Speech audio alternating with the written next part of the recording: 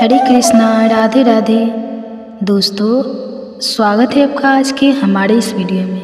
आज हम जानेंगे स्त्रियों को घर के अंदर यह 5 काम कभी नहीं करना चाहिए। खासकर किचन में रखे 2 बर्तन उल्टे कभी करके कभी मत रखना। पूरा घर नष्ट हो जाता है, माता अन्नपूर्णा भी रूठ जाती है। ऐसा कतई ना करें, नहीं तो घर में दुख और दरिद्रता आती है और माँ लक्ष्मी ऐसे घर से रूठकर चली जाती हैं। दोस्तों, हमारे चैनल वंदना काव्य में आपका हार्दिक स्वागत है। कहा जाता है कि हमारे प्राचीन ग्रंथों में हर पति पत्नी को शिव जी और माता गौरी का रूप माना जाता है। शिव जी और माता गौरी एक दूसरे के पूरक है, अर्धनारीश्वर है। ठीक उसी प्रकार पति और पत्नी भी एक दूसरे के अर्ध अंग होते हैं, इसलिए पत्नी को अर्धांगिनी कहा जाता है। विवाह के पश्चाताप पत्नी का भाग्य भी पति के साथ जुड़ा होता है। पत्नी के कर्म, यज्ञ, धर्म, कार्य, पुण्य आदि का फल पति को भी प्राप्त होता है और उसी प्रकार पत्नी द्वारा किए गए गलत कर्मों का भुगतान पति को भी सहन करना पड़ता है। हमारे हिंदू समाज में स्त्रियों को घर की लक्ष्मी और अन्नपूर्णा माना जाता है, किंतु कुछ महिलाओं के गलत बर्ताव से माता लक्ष्मी रूठ जाती है और घर से चली जाती है और ऐसे घर में उनकी ज्येष्ठ बहन अलक्ष्मी निवास करने लगती है। अगर आपको भी आपके घर में कुछ ऐसा प्रतीत होने लगा है तो इन गलतियों को तुरंत सुधार लें, अन्यथा आपको भी इनके बुरे परिणाम सहन करने पड़ सकते हैं, क्योंकि अलक्ष्मी के घर पर आने से कलेश और बीमारियां बढ़ने लगती हैं। इसलिए आप इस वीडियो को अंत तक जरूर देखें और जानिए कि ऐसे कौन से काम हैं जो घर की महिलाओं को भूल से भी नहीं करनी चाहिए। लेकिन दोस्तों, इससे पहले आपसे रिक्वेस्ट करते हैं, वीडियो को लाइक ज़रूर करिएगा, दोस्तों को शेयर कर दीजिएगा और अगर आपने अभी तक चैनल को सब्सक्राइब नहीं किया है तो चैनल को सब्सक्राइब करके बेल आइकन ज़रूर दबाएँ। पहला काम, घर की महिलाओं को कभी भी संध्या के वक्त बाल खुले रखकर घर में नहीं घूमना चाहिए।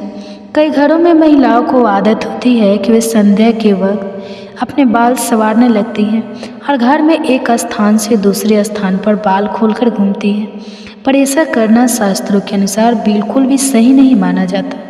संध्या के समय केस खोलकर कंघी करने से घर में नकारात्मक ऊर्जा आने लगती है और माता लक्ष्मी ऐसे घर में कभी निवास नहीं करती। दूसरा काम, अपने कई महिलाओं को घर के मुख्य द्वार पर बैठकर चर्चा करते, गप्पे लड़ाते या भोजन करते देखा होगा, किंतु घर की लक्ष्मी का मुख्य द्वार पर औरत बने रहना यह बिल्कुल भी शोभा नहीं माना जाता और शुभ नहीं मानते हैं।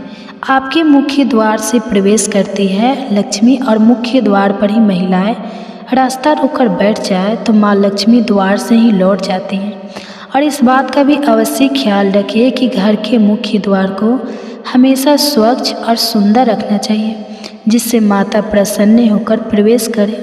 तीसरी बात, बहुत सारी महिलाएं घर में देर तक सोती रहती हैं। आपको बता दें कि अगर घर की महिलाएं सूर्योदय के बाद भी सोती रहती हैं तो घर में आई बरकत भी चली जाती है और घर में नकारात्मक ऊर्जा फैलती है।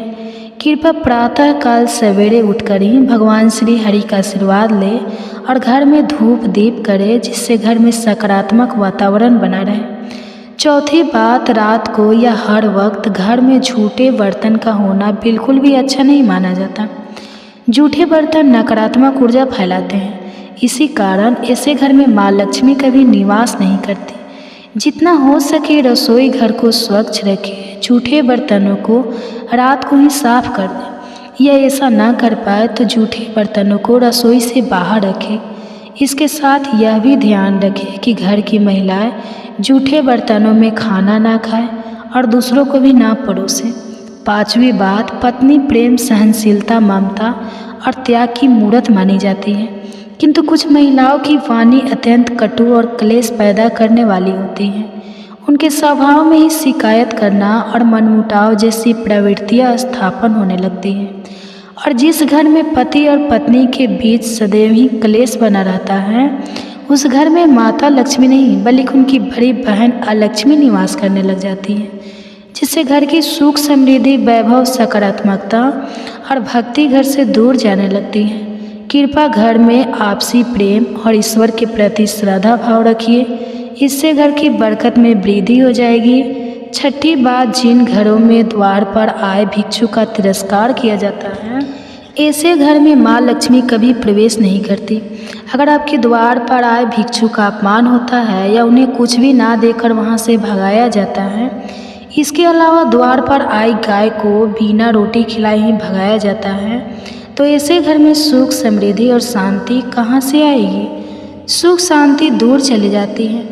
घर की महिलाओं को कभी भी बिना श्रृंगार सोना नहीं रहना चाहिए। घर की बुराई और शिकायत दूसरे व्यक्ति से नहीं करना चाहिए।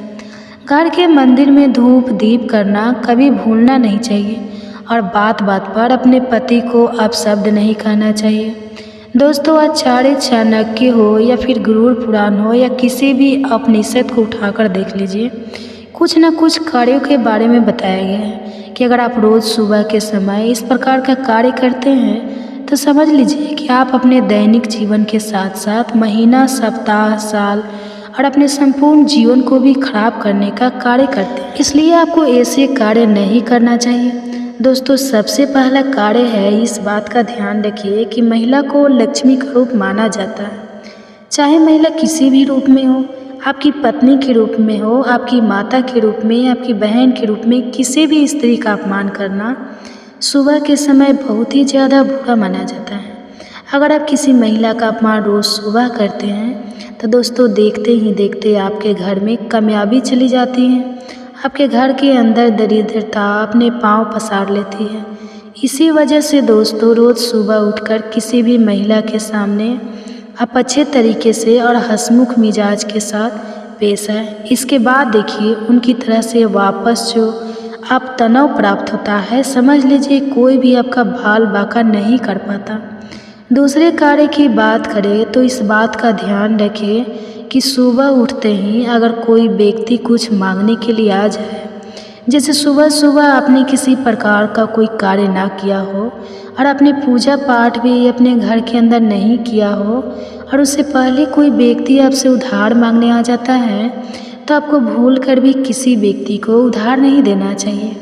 अगर आप रोज़ सुबह का इस प्रकार का नियम नहीं बना लेते हैं तो आपके घर में लक्ष्मी दूसरों के घर चली जाती है और आपको दरिद्रता का सामना करना पड़ता है। अगली चीज़ की बात करें तो इस बात का ध्यान रखें कि सुबह उठते ही कभी भी आपको सीधे तौर पर जाकर किसी से बहस, लड़ाई झगड़ा नहीं करना चाहिए। अगर आप सुबह उठकर किसी व्यक्ति से लड़ाई झगड़ा करते हैं तो समझ लीजिए कि आपका आने वाला पूरा दिन बहुत ही बेकार हो जाता है और आपको आपके कार्य में सफलता प्राप्त नहीं होता है। इसी वजह से सुबह उठकर किसी भी व्यक्ति के साथ लड़ाई झगड़ा करना साक्षात आपके दिन को खराब करने के बराबर माना जाता है। इसी तरह दोस्तों, इस बात का विशेष ध्यान रखें कि सुबह के समय झूठ नहीं बोलना चाहिए। अगर कोई व्यक्ति सुबह उठकर झूठ से ही अपने दिन की शुरुआत करता है तो यह अशुभ माना जाता है। और विशेष तौर से ध्यान रखें, कभी भी माता पिता और अपने छोटे बच्चों के सामने झूठ ना बोले और बच्चों को भी आप इसी प्रकार की शिक्षा दें कि वे झूठ नहीं बोले। सुबह के समय बोला गया झूठ समझ लीजिए कि यह लोक लेकर जाता है और यह झूठ आपको कभी भी आपके कार्यों में असफलता दिलाता है। आपने कितने भी प्रकार के सकारात्मक कार्य किए हैं तो उनके ऊपर यह झूठ पानी फेर देता है।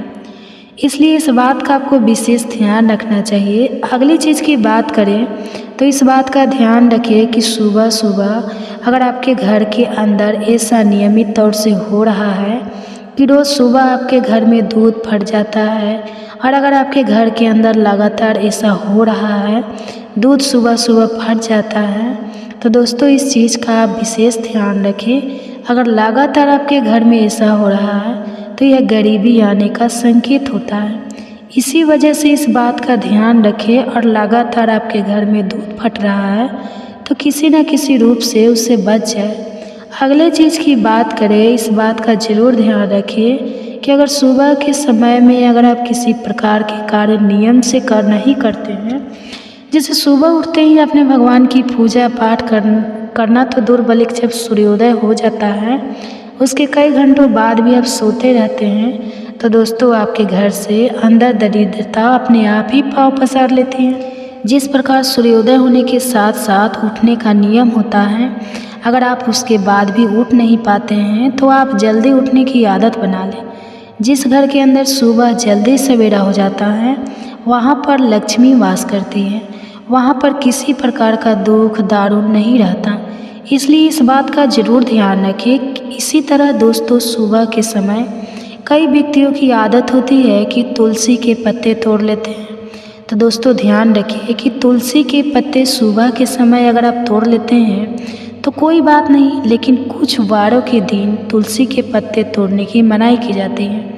जैसे कि शनिवार का दिन हो, रविवार का दिन हो, इन दिनों के दिन या 11 का दिन हो, इन दिनों में तुलसी के पत्ते भूलकर भी आपको नहीं तोड़ना चाहिए। अगर सुबह के समय आप ऐसा करते हैं तो समझ लीजिए कि साक्षात नकारात्मकता आपके घर के अंदर प्रवेश करती है।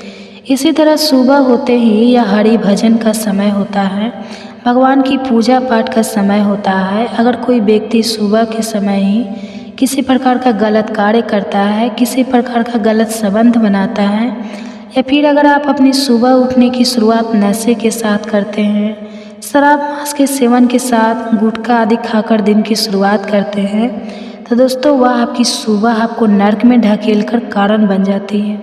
आपकी वह सुबह आपके जीवन में अच्छे परिणाम नहीं लेकर आती। इस बात का आपको ज़रूर ध्यान रखना चाहिए।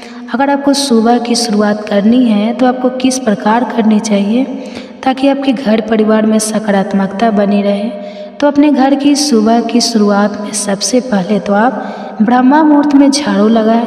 पूरे घर की साफ सफाई आप सुबह के समय ही कर लेते हैं तो आपको कई गुना प्रभाव देने वाली होती है। आपके जीवन में हर प्रकार का सुख आने का वह बड़ा संकेत माना जाता है। तो इस बात का आपको ज़रूर ध्यान रखना चाहिए कि सुबह उठते ही आपको अपने घर में साफ़ सफाई कर देनी चाहिए।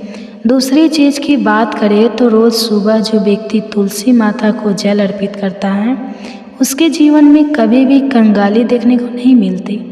उसे अपने आप ही हर सुख प्राप्त हो जाता है और देखते ही देखते उस व्यक्ति के जीवन के अंदर की जो दरिद्रता नामक चीज़ होती है वह चली जाती है। इसलिए सुबह के समय आपको यह नियम जरूर बनाना चाहिए। सुबह के समय अगर कोई व्यक्ति माता तुलसी को जल अर्पित करता है, माता तुलसी का नियमित पूजा पाठ करता है, उस घर के अंदर लक्ष्मी का वास होता है। उस घर का कोई भी व्यक्ति बाल बांका नहीं कर पाता। इसलिए सुबह की शुरुआत माता लक्ष्मी को जल देने के साथ करें। इसी तरह दोस्तों, अगर आप चाहते हैं कि आपका मान सम्मान बढ़े, सूर्य आपकी कुंडली में मजबूत हो, तो आपको आपकी सुबह की शुरुआत भगवान सूर्यदेव को जल अर्पित करने के साथ करनी चाहिए।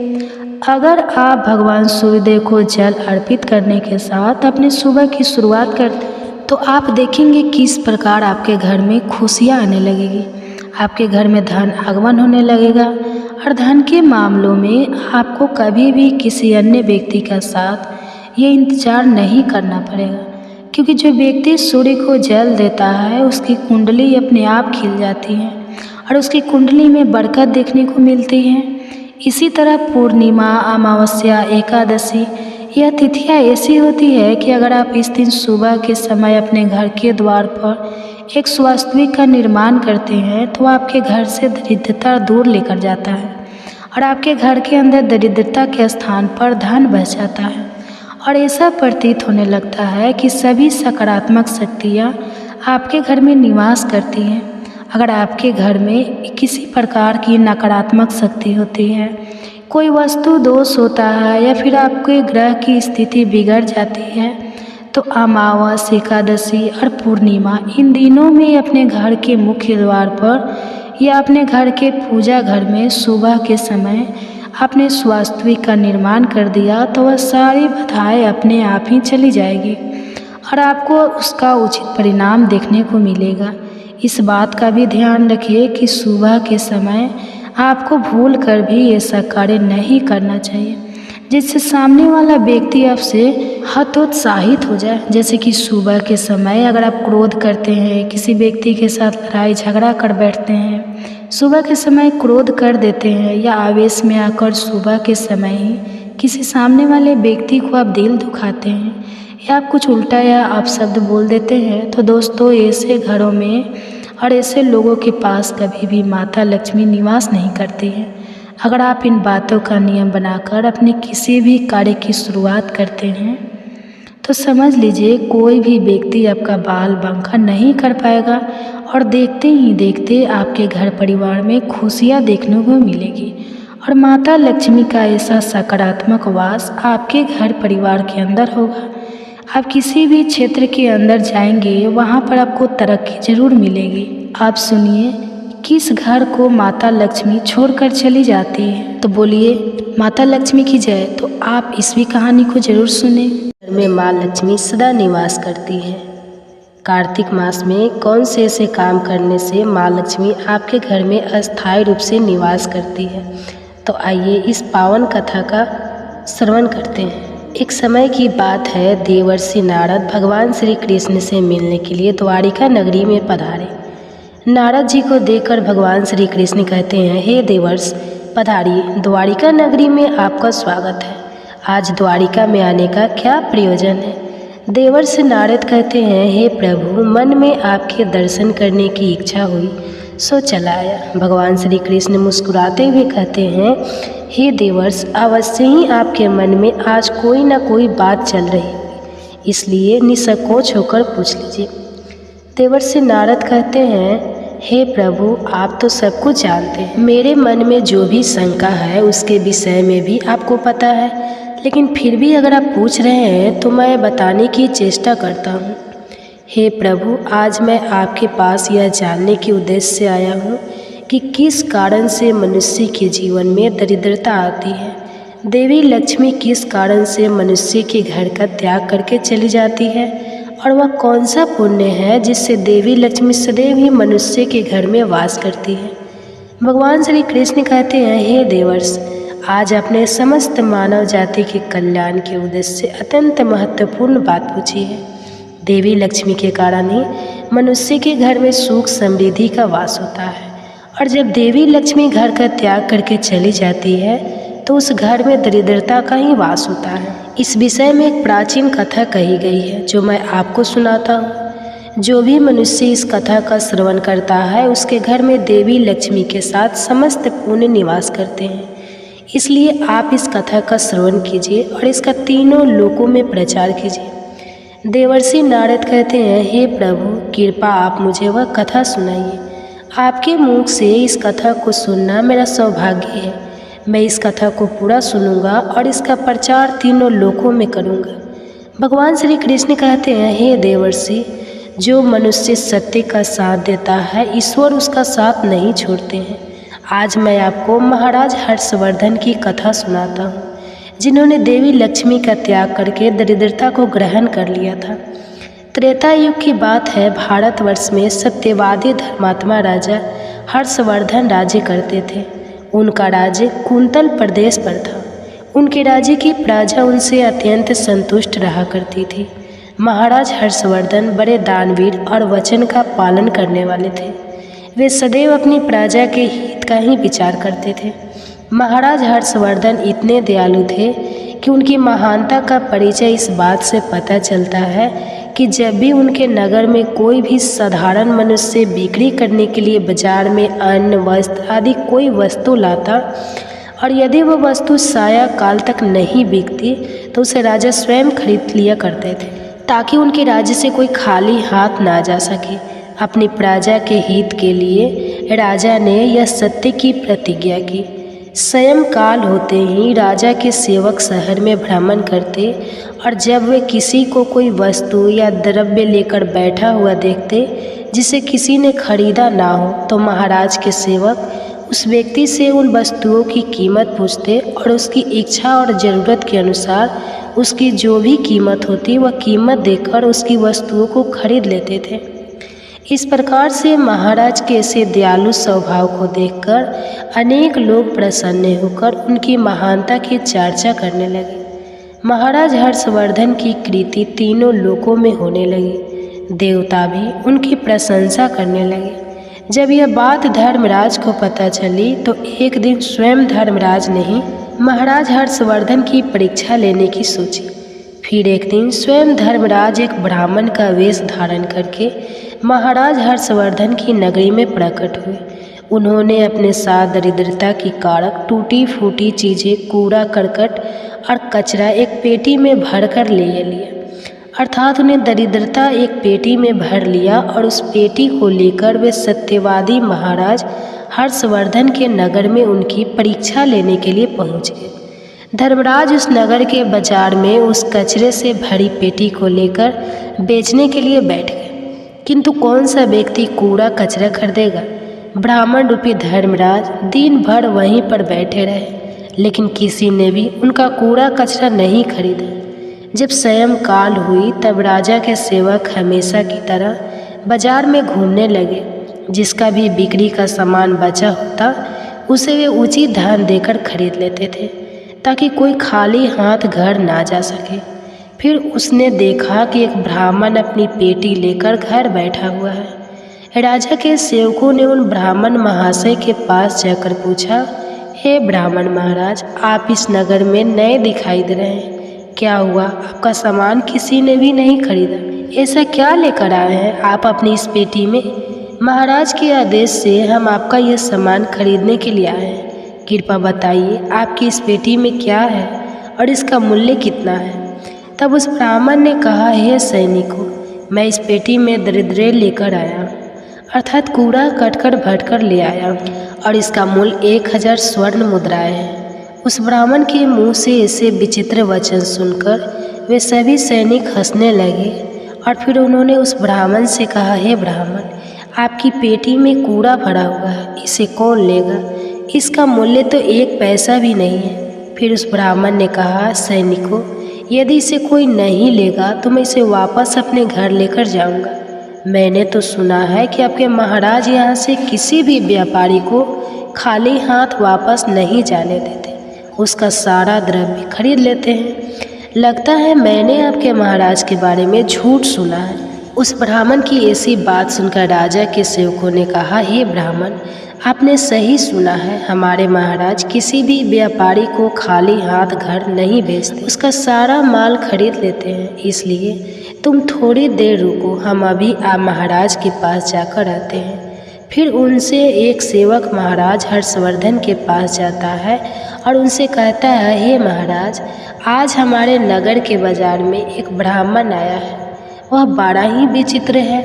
वह अपनी पेटी में कूड़ा कचरा भर कर रखा है और उसका मूल्य वह 1000 स्वर्ण मुद्राएं बता रहा है। तब महाराज ने कहा, हे सैनिकों, तुम जाकर उसके सामान का मूल्य जो कम से कम हो सके उतना उसे देकर उसका सामान खरीद कर लाओ। उसे उसकी वस्तुएं लेकर वापस मत जाने दो, अन्यथा मेरा वचन झूठा हो जाएगा। फिर राजा के सेवक उस ब्राह्मण के पास जाते हैं और कहते हैं, हे ब्राह्मण, हम तुम्हारे इस पेटी का मूल्य 200 स्वर्ण मुद्राएं देते हैं। तुम इतनी मुद्राएं लो और प्रसन्नता से अपने घर चले जाओ। किंतु उस ब्राह्मण ने कहा, हे सैनिकों, मैं 1000 स्वर्ण मुद्राओं से 1 पैसा कम नहीं लूँगी। यदि तुम मेरा सामान खरीदना चाहते हो तो खरीदो, नहीं तो मैं अपना सामान लेकर वापस चला जाता हूँ। तब उन राजा के सेवकों ने कहा, हे ब्राह्मण, ठीक है, अब हम तुम्हें इस पेटी के बदले 500 मुद्राएं देते हैं। इतना मूल्य तुम्हारे लिए सही रहेगा। लेकिन फिर भी वह ब्राह्मण नहीं माना और 1000 स्वर्ण मुद्राओं पर ही अड़ा रहा और कहने लगा, मेरा सामान लेना है तो लो, नहीं तो मैं चला। तब फिर से वह सैनिक लौटकर राजा के पास जाता है और उनसे कहता है, हे महाराज, उस ब्राह्मण को हमने 500 स्वर्ण मुद्राएं देने की कोशिश की, किंतु वह फिर भी नहीं मान रहा। उसकी पेटी में कचरा और दरिद्र भरा पड़ा है, लेकिन फिर भी वह 1000 मुद्राएं ही मांग रहा है। हे महाराज, आपको उसका कचरा 1000 मुद्राओं में नहीं खरीदना चाहिए। महाराज हर्षवर्धन कहते हैं, सैनिकों, यह मेरे सत्य की प्रतिज्ञा है। मैं किसी भी व्यक्ति को अपने राज्य से खाली हाथ जाने नहीं दे सकता। हम सत्य का त्याग कभी नहीं करेंगे। इसलिए तुम लोग जाओ और वह ब्राह्मण जो कीमत कह रहा है उससे उसकी वस्तुओं को खरीद कर लेकर आओ। इसमें संकोच मत करो। फिर वह सिपाही ब्राह्मण के पास लौट कर आ गए। उन्होंने उस ब्राह्मण को 1000 स्वर्ण मुद्राएं दी और उसकी दरिद्र से भरी हुई पेटी ले ली।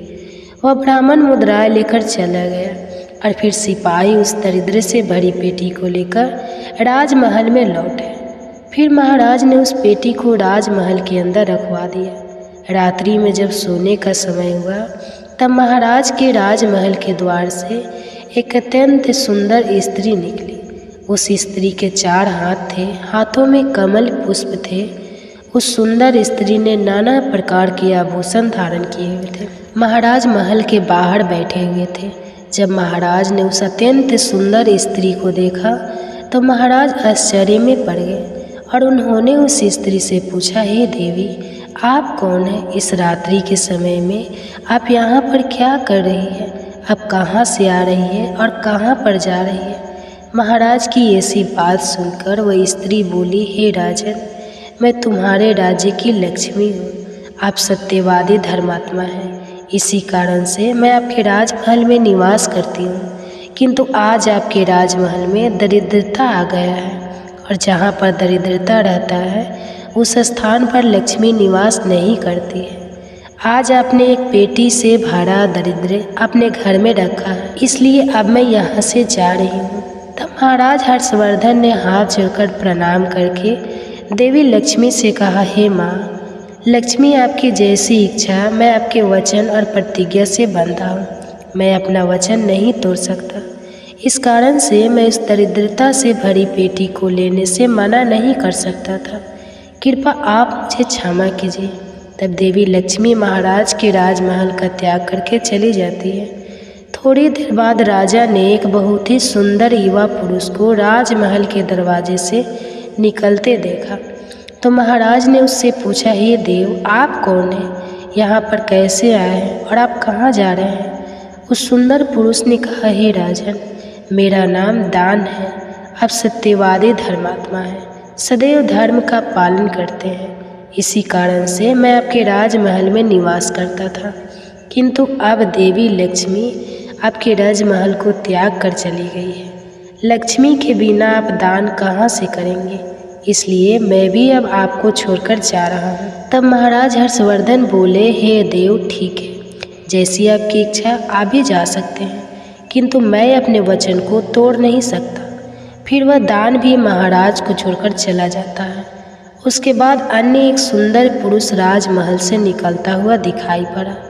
तब महाराज ने उससे पूछा, हे देव, आप कौन हैं और कहाँ जा रहे हैं? तो उस पुरुष ने कहा, मैं राजन, मैं यज्ञ हूँ। आप सत्यवादी धर्मात्मा हैं, आप सदैव दान धर्म करते थे, इसी कारण से मैं आपके राज्य में निवास करता था। किंतु अब देवी लक्ष्मी और दान आपका घर छोड़कर चले गए हैं, इसलिए मैं भी जा रहा हूँ, क्योंकि लक्ष्मी के बिना यज्ञ नहीं किया जा सकता और दान के बिना यज्ञ संपन्न नहीं हो सकता, इसलिए मैं भी आपका त्याग करके जा रहा हूँ। महाराज हर्षवर्धन ने कहा, हे देव, ठीक है, जैसी आपकी इच्छा आप भी जा सकते हैं, किंतु मैं अपने वचन का त्याग नहीं करूँगा। फिर वह यज्ञ भी राजमहल को छोड़कर चला जाता है। फिर कुछ समय बाद एक अन्य अत्यंत सुंदर पुरुष राजमहल से जाता हुआ दिखाई देता है। तो राजा ने उनसे भी पूछा, हे महाशय, आप कौन हैं और राजमहल छोड़कर क्यों जा रहे हैं? तब उस पुरुष ने कहा, हे राजन, मैं यश हूँ। आपके पुण्य के कारण मैं आपके घर में निवास कर रहा था, किंतु अब आपके यहाँ से लक्ष्मी, दान, यज्ञ आदि सब चले गए हैं, तो उनके बिना आपको यश की प्रकृति नहीं हो सकती, इसी कारण से मैं भी यहाँ से जा रहा हूँ। तब राजा ने उन्हें भी नमस्कार किया और आदरपूर्वक जाने दिया। फिर उसके बाद अन्य एक अत्यंत सुंदर स्त्री राजमहल से निकली, जिसने सुंदर वस्त्र परिधान किए हुए थे। उसे देखकर राजा ने पूछ लिया, हे देवी, आप कौन हैं और आप किस कारण से मेरे राज्य महल का त्याग कर रही हो? तब वह स्त्री बोली, हे राजन, मैं कृति हूँ।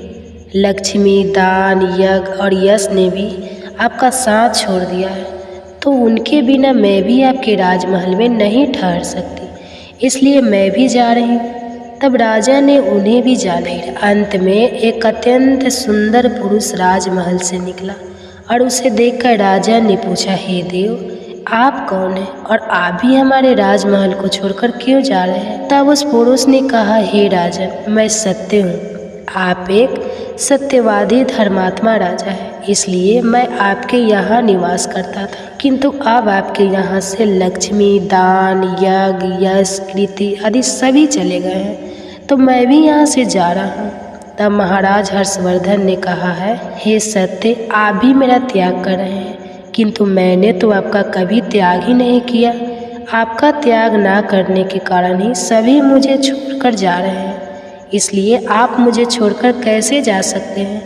मैंने अपने सत्य वचन का पालन करने के लिए ही दरिद्री को अपने घर में रखा था। मैंने संसार के कल्याण के लिए यह वचन दिया था कि मेरे राज्य से कोई भी खाली हाथ नहीं जाएगा। जो भी मेरे राज्य में कोई वस्तु बेचने आएगा, यदि उसकी वस्तु कोई नहीं खरीदे तो उसे मैं खरीद लूँगा। इसलिए मैंने अपने सत्य वचन का पालन करने के लिए उस ब्राह्मण को 1000 स्वर्ण मुद्रा देकर उससे दरिद्री को खरीद लिया था। उसी दरिद्र की पेटी के कारण देवी लक्ष्मी ने आकर मुझसे कहा कि वे उस स्थान पर निवास नहीं करती है जिस स्थान पर दरिद्र रहता है, और देवी लक्ष्मी के जाते ही यज्ञ, दान, यश, कृति सब मुझे छोड़कर चले गए हैं। सत्य वचन का पालन करने के लिए ही मैंने उन सभी को जाने दिया, और अब आप भी मुझे छोड़कर जा रहे हैं। महाराज हर्षवर्धन की बात सुनकर वह सत्य बोला, हे राजन, यदि आपने मेरे लिए ही इन सब का त्याग किया है तो ठीक है, मैं आपका राजमहल छोड़कर नहीं जाऊंगा। आप सचमुच बड़े पुण्यात्मा और सत्यवादी हैं, इसलिए अब से मैं आपके राज्य महल में ही निवास करूंगा। और वह सत्य फिर से राजमहल में लौट गई। उसके थोड़ी ही देर बाद एक सुंदर स्त्री लौट कर आ गई। उसे देखकर राजा ने पूछा, हे देवी, आप कौन हैं? आप कृति हैं, अभी आप मुझे छोड़कर चली गई थी, तो फिर वापस क्यों लौट कर आई? आप तब कृति ने कहा, हे राजन, मुझे क्षमा करो, मैं लक्ष्मी, यश, दान, यश के बिना तो रह सकती हूँ, किंतु सत्य के बिना नहीं, इसलिए जहाँ सत्य रहेगा मैं भी वहीं पर रहूँगी। फिर राजा ने कृति का स्वागत किया और वह राजमहल में चली गई। फिर यश वहाँ पर लौट कर आ गया। राजा ने उनसे पूछा, हे महाशय, आप तो यश है और आप मुझे छोड़कर चले गए थे, फिर लौट कर क्यों आए? तब उस पुरुष ने कहा, हे राजन, कोई राजा कितना ही बड़ा धनवान हो, दानवीर हो, किंतु सत्य के बिना उसे यश प्राप्त नहीं हो सकता। इसलिए जहाँ पर सत्य विराजमान रहता है मैं भी वहीं पर रहता हूँ। सत्य के बिना मैं नहीं रह सकता। ऐसा कहकर फिर यश ने राजमहल में प्रवेश किया। उसके कुछ क्षण बाद यज्ञ भी लौट कर आ गया। राजा ने उनसे भी पूछा, हे महाशय, आप क्यों लौट कर आए? तब यज्ञ ने कहा, हे राजन, चाहे कोई कितना भी लक्ष्मीपति और दानसी क्यों न हो, किंतु बिना सत्य के यज्ञ शोभा नहीं देता है। आप में सत्य विराजमान है, इसलिए मैं भी आपके पास ही रहूँगा। इतना कहकर यज्ञ भी राजमहल में वापस लौटा। उसके कुछ क्षण बाद दान भी वापस आ गया। राजा ने उनसे भी पूछा, हे महाशय, आप भी मुझे छोड़कर गए थे, फिर लौटकर किस कारण से आ गए? तब उस पुरुष ने कहा, हे राजन, मैं दान हूँ। कुछ समय पहले मैं आपको छोड़कर गया था, किंतु आप में सत्य विराजमान है, और जहाँ सत्य रहता है मैं भी वहीं रहता हूँ। कोई भी मनुष्य कितना ही धनवान क्यों ना हो, किंतु बिना सत्य के वह दान नहीं कर सकता। दान का महत्व सत्य से ही होता है, इसलिए मैं भी लौटकर आ गया। राजा ने कहा, ठीक है, आपका भी स्वागत है। और फिर दान भी राजमहल में चला गया। और फिर उसके बाद साक्षात देवी लक्ष्मी लौटकर आ गई। राजा ने पूछा, हे माँ लक्ष्मी, आप वापस क्यों आ गई? आप तो मुझे छोड़कर चली गई थी। तब देवी लक्ष्मी ने कहा, हे राजन, यह आपके सत्य की परीक्षा थी। आपके यहाँ पर यश, दान, यज्ञ और सत्य सभी निवास करते हैं, और लक्ष्मी के बिना सभी विफल हो जाएंगे। इसलिए मैं आपके सत्य के धर्म की रक्षा करने हेतु लौट कर आ गई हूँ। तब राजा ने कहा, हे माँ लक्ष्मी, मेरे यहाँ पर तो दरिद्रता से भरी हुई पेटी है। जहाँ दरिद्रता रहता है वहाँ पर आप कैसे निवास कर सकती हो? तब देवी लक्ष्मी ने कहा, हे राजन, मेरी कृपा से वह दरिद्रता से भरी पेटी भी स्वर्ण और रत्नों से भर जाएगी। इतना कहकर माँ लक्ष्मी भी राजमहल में प्रवेश करती है। माँ लक्ष्मी के प्रवेश करते ही वह पेटी में भरा पड़ा काड़ा कचरा रत्न और स्वर्ण के आभूषण में बदल गया। इसके कुछ समय के पश्चात स्वयं धर्मराज ब्राह्मण के रूप में राजमहल में आ गए। तब राजा ने उनसे पूछा कि हे विप्र, आप कौन हो? आपने तो मेरा त्याग नहीं किया था, फिर आप यहाँ पर कैसे आ गए? तब उस ब्राह्मण ने कहा, हे राजन, मैं साक्षात धर्म हूँ। मैं ही ब्राह्मण का रूप धारण करके आया था और मैंने ही 1000 स्वर्ण मुद्राओं के बदले तुम्हें दरिद्र दिया था, किंतु तुमने अपने सत्य के बल से मुझे जीत लिया है। इसलिए अब मैं तुम्हें वरदान देने के लिए आया हूँ। बताओ मैं तुम्हें कौन सा वरदान करूँ? इतना कहकर धर्मराज ने अपना मूल स्वरूप धारण किया। तब राजा हर्षवर्धन ने कहा, हे धर्मराज, आपके दर्शन करके मैं धन्य हो गया। कृपा आप अपनी कृपा सदैव मुझ पर बनाए रखें, मुझे और कुछ नहीं चाहिए। फिर धर्मराज ने राजा को आशीर्वाद दिया और उस स्थान से अंतर ध्यान हो गए। भगवान श्री कृष्ण कहते हैं, हे देवर्षि नारद, इस प्रकार से अपने सत्य धर्म के कारण ही महाराज ने सभी पर विजय प्राप्त की थी। इसलिए मनुष्य को कभी भी सत्य का अनादर नहीं करना चाहिए, हमेशा सत्य का पालन करना चाहिए। जो सत्य की राह पर चलता है उसके पास लक्ष्मी, दान, यज्ञ, यश, कीर्ति सदैव निवास करती है। तो प्रिय श्रोताओं, इस प्रकार से भगवान श्री कृष्ण ने नारद जी को अत्यंत महत्वपूर्ण ज्ञान दिया है। आपको यह कथा कैसी लगी कमेंट्स करके अवश्य बताएं। अगर जानकारी अच्छी लगी हो तो वीडियो को लाइक ज़रूर करें और कमेंट्स में जय श्री कृष्णा और जय माँ लक्ष्मी जरूर लिखें। साथ ही चैनल को सब्सक्राइब करें। आप सभी का धन्यवाद।